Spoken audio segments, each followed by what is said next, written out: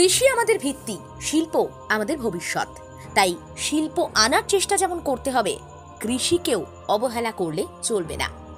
এবার natural farming এর দিকে জোর দিতে হবে। আগামী দিনে বিনা খরচে চাষ, তার উপর দ্বিগুণ আয় কিভাবে সম্ভব? এই প্রশ্নের উত্তর খুঁজতে গিয়েই এত কথা বলা।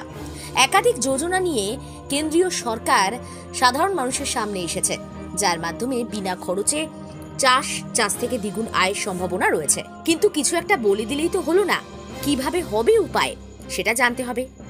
ন্যাচারাল ফার্মিং এবং সৌর বিদ্যুৎ উৎপাদন প্রক্রিয়ার মাধ্যমে বিনা ব্যয়ে চাষ এবং দ্বিগুণ আয় সম্ভব। তফসিলি জাতি আদিবাসী প্রাক্তন সৈনিক কৃষি বিকাশ শিল্প কেন্দ্র সংস্থার সম্পাদক সৌমেন কোলে এমনটাই জানাচ্ছেন। তিনি বলছেন, শুধুমাত্র গোবর ও গোমূত্রকে প্রযুক্তির মাধ্যমে ব্যবহার করে সার উৎপাদন করা যায়।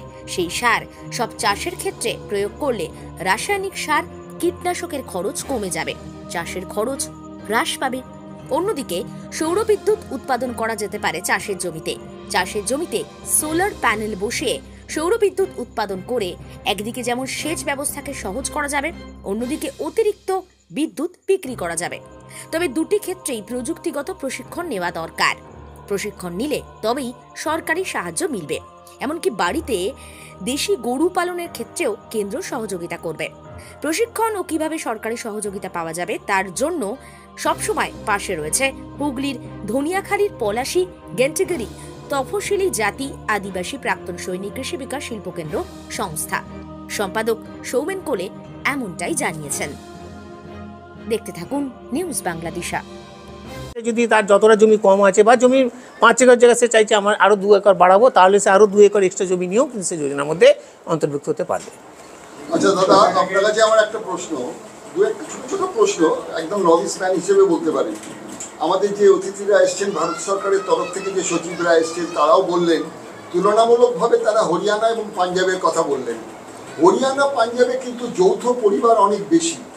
পশ্চিমবঙ্গের মতন রাজ্যে সিঙ্গল একটি কৃষক পরিবার, যেটাকে বলা যেতে পারে প্রায় 72 লক্ষ রয়েছেন কৃষক পরিবার, যাদের 2 হেক্টর জমি তো দূরের কথা, 1 হেক্টর জমিও তাদের নেই। এই হচ্ছে স্ট্যাটিস্টিক্স পশ্চিমবঙ্গ সরকারের। সেক্ষেত্রে আপনার এই যে সোলার প্যানেল, মিনিমাম যেটা বললেন যে 2, 3 বা 5 হেক্টর জমি থাকলে তাদের পক্ষে কস্টিংয়ে পোষাবে, অন্তত প্রাথমিক খরচটা। সেক্ষেত্রে যাদের 1 হেক্টরের কম জমি নিয়ে রয়েছে সিঙ্গেল ফ্যামিলিগুলো, তারা কি করে এর সুবিধাটা পেতে পারে? একদম প্রথম বলি আমি হেক্টর না, এটা হচ্ছে একরের সাথে সিস্টেম। হেক্টর মানে তো আমাদের হুগলি জেলা হলে আমাদের প্রায় 2.5 একরে 1 হেক্টর হচ্ছে, তার মানে 2.5 একর জমি হলে সেটাকে হেক্টর বলা হচ্ছে। এবার বিঘা হিসেবে একরের সাথে বিভিন্ন ডিস্ট্রিক্টে বিভিন্ন ভ্যারি করে, আমি ওটাই যাবো না।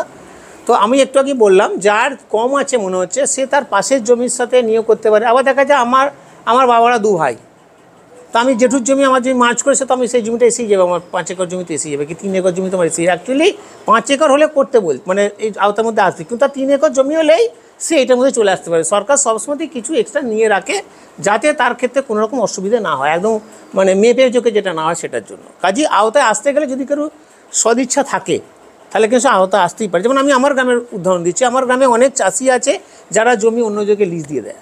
আবার আমার গ্রামে এমন আছে যারা জমি নেই, সে জমি লিজ করে চাষ করে। তাই হাউ ক্যান ইট পসিবল? অর্থাৎ যার যেটা নিড থাকবে সে সেটা অবশ্যই করতে পারবে। এটা হচ্ছে সিস্টেম। আমাদের সংস্থার সাথে যোগাযোগ করলেই হবে। আমাদের সংস্থার বিভিন্ন সিস্টেম আছে, তার মাধ্যম দিয়ে আমরা তাদের কাছে পৌঁছে অবশ্যই দেবো। সেই পৌঁছানোর জন্যই কিন্তু এই প্রেস কনফারেন্সটা করা, যে যাতে মিডিয়া বন্ধুদের মাধ্যম দিয়ে সারা পশ্চিমবঙ্গের বিভিন্ন ব্লকেই এই জায়গাটা ছড়িয়ে যায়। ছড়িয়ে গেলে আমরা তাদের কাছে পৌঁছে দিতে পারবো এবং তাদেরকে এই আওতার মধ্যে আনতে পারবো। আমরাই সমস্ত কিছু প্রশিক্ষণ দেবো এবং তাদের যে ইনস্টলেশন করার দায়িত্ব, দেখা যাবে সোলার সে কোথায় খুঁজে পাবে, কে এটা ইনস্টলেশন করে দেবে, সেই ইনস্টলেশন করার দায়িত্ব আমাদের সংস্থা TJPSKBC নেবে। সমস্ত কিছু আমরা তাদেরকে দেবো, অর্থাৎ একদম পুরো রেডি করে দেবো তাদেরকে আমরা।